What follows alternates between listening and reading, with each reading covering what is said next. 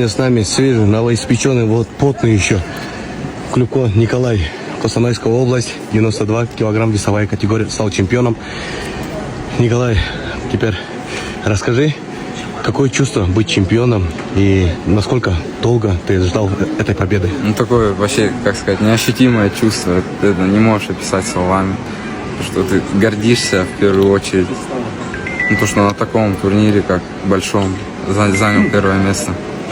Шел я к этому, занимаюсь 11 лет борьбой. Первый раз попал на чемпионат Казахстана, занял первое место. Это значит твой первый чемпионат Казахстана, да? Да. И ты стал чемпионом. Молодец.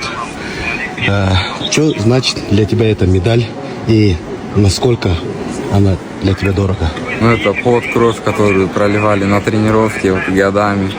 Тренировались. Финальная схватка для тебя была трудная или была для тебя полуфинальная схватка трудная?